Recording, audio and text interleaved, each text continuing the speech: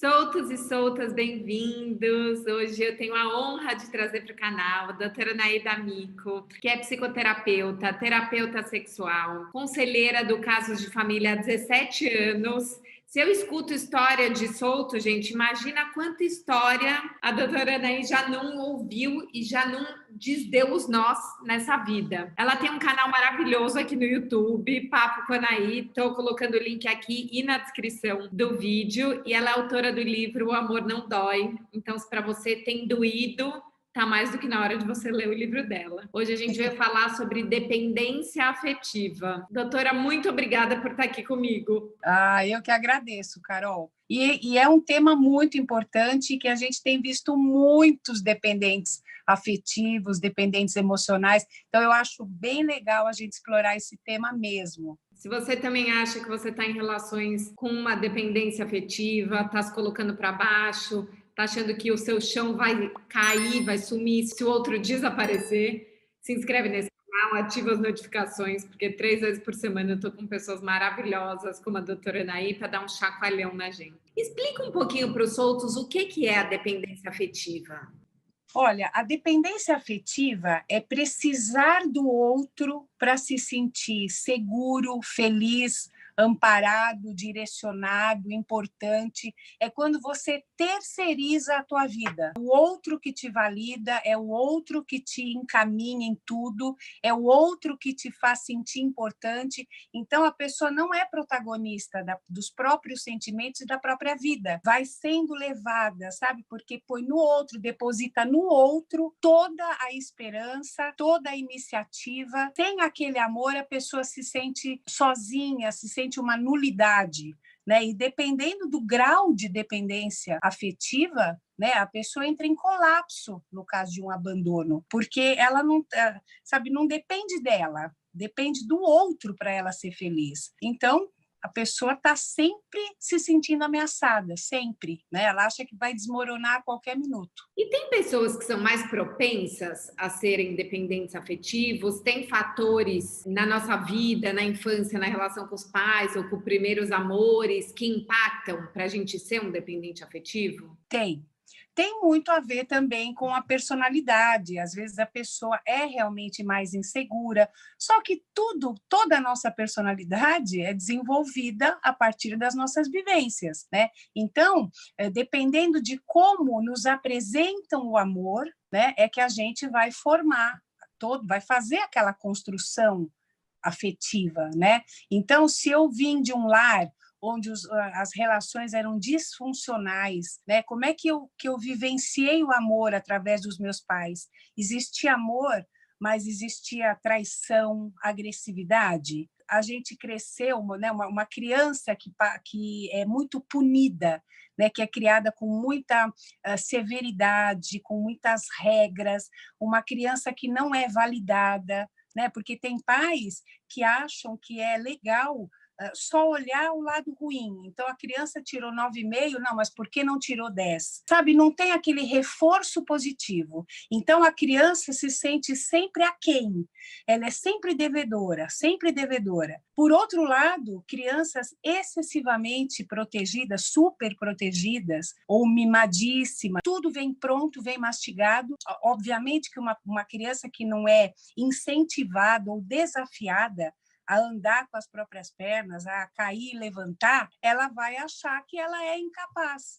Ela tem um sentimento de incompetência. Então, ela vai buscar no outro a força, como vinha dos pais. Depende de como se estabeleceram todos os relacionamentos, o que ela vivenciou nela mesma, na pele dela, e o que ela assistiu.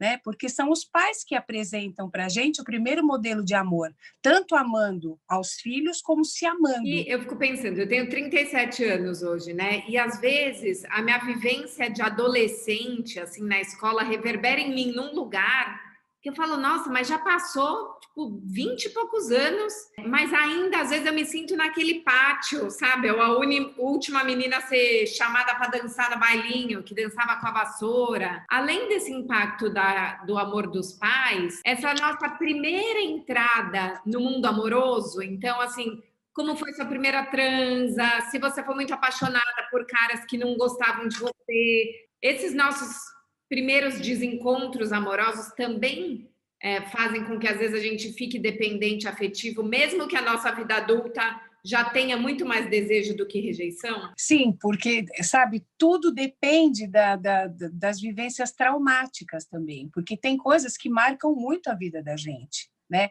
Então, ser preterida ou ter aquela amiga popular que consegue todos os carinhas legais e a gente fica com a sobra, né?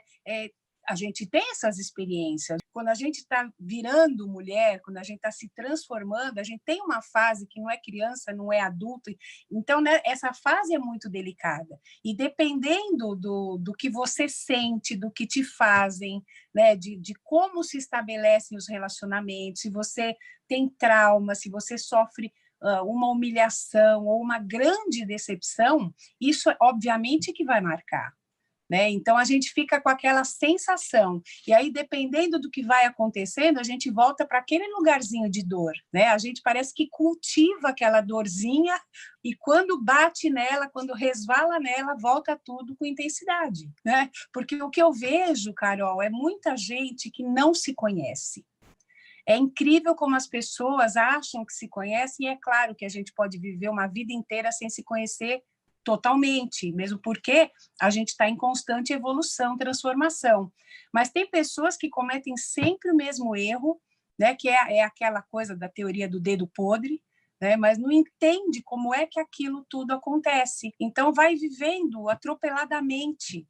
É aí que está a importância da terapia, né? Do autoconhecimento, para evitar o auto-boicote. E eu fico pensando que tem um lugar que, se a gente vem de uma série de desencontros amorosos, parece que a gente deposita no próximo amor essa expectativa maior de que, assim, que ele vai compensar toda essa nossa lama afetiva pregressa. Que a verdade é que a gente vai ter cada vez mais desencontros, né? O quanto esse excesso de expectativa pode levar a uma maior dependência, porque eu estou olhando o outro como minha tábua de salvação. Esse é o relacionamento rebote.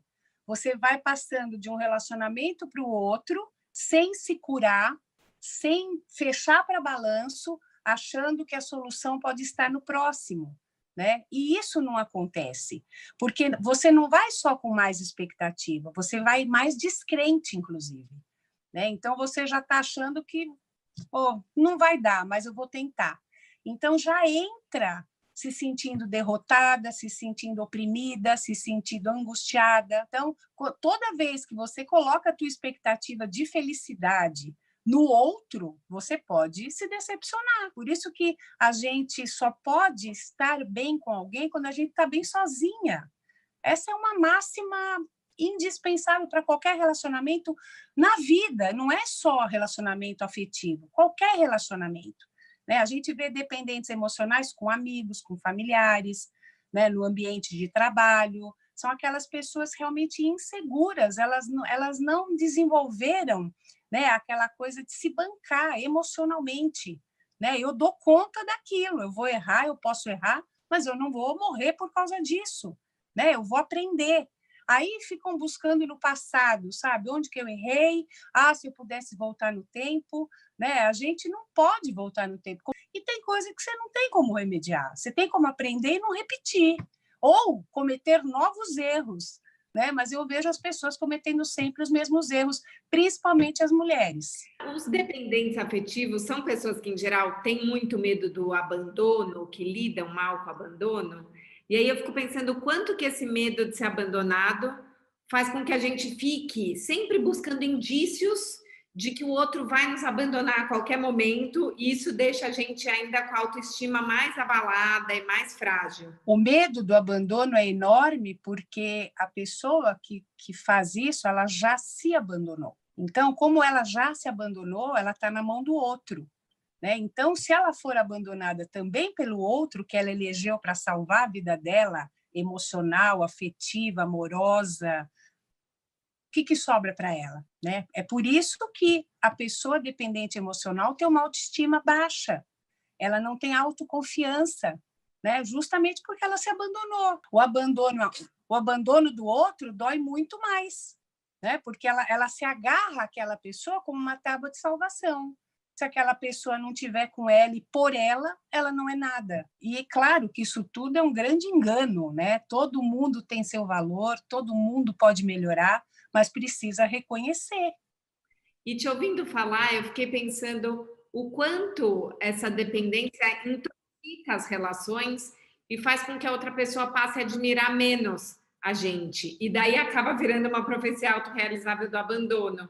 Porque acho que tem uma coisa de a gente vai colocando o outro num pedestal e vai se sentindo cada vez mais lixo.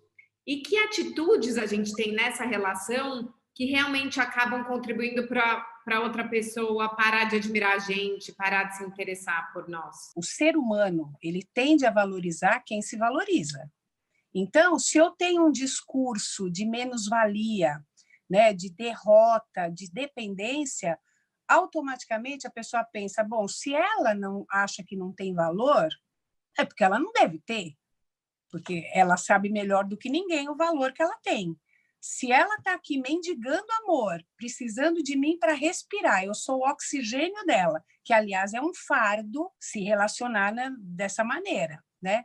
Então, automaticamente, você vai parando de admirar, porque você não vê pessoas, mulheres e homens, que não são nenhuma beleza fantástica, mas que tem um borogodó, tem um charme, tem um poder de atração enorme. Por quê? Porque sabe do seu potencial, se curte, se gosta. Isso chama a atenção das pessoas. Agora, se eu falo, você não me ama, você me acha feia, eu estou gorda, mas você não me ama mais? Você tá interessado em alguém? Eu estou com medo de te perder, você está diferente. Isso é um saco. A pessoa vai falando, poxa, ela deve se achar um horror. Se ela se acha um horror, como é que eu vou achar ela uma maravilha? Entendeu? Então, é autorreferente essa coisa. Você passa aquilo que você sente a respeito de si mesma. Né? Se você tem uma ideia ruim, você vai passar uma ideia ruim.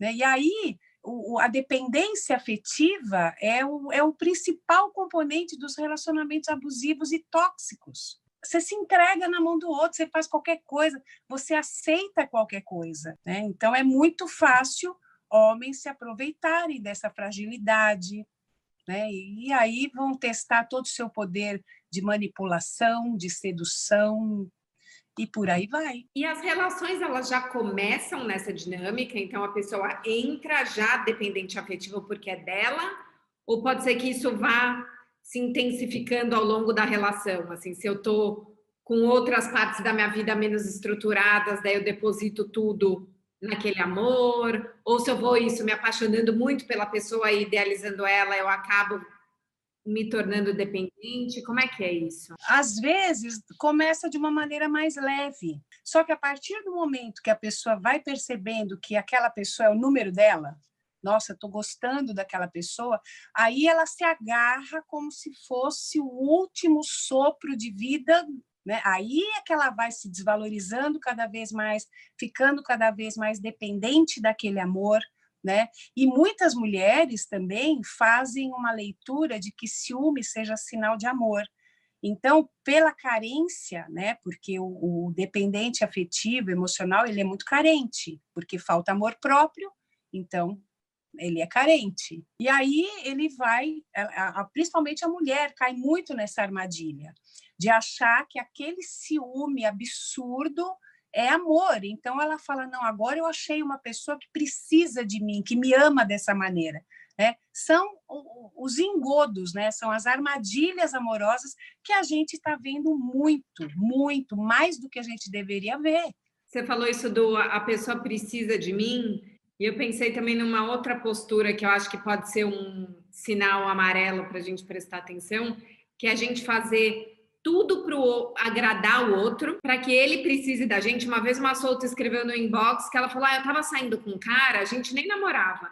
E daí ele viajava muito a trabalho e eu comecei a fazer a mala dele toda vez que ele ia viajar e fazer a comida para a semana, para ele ver que eu seria uma boa esposa.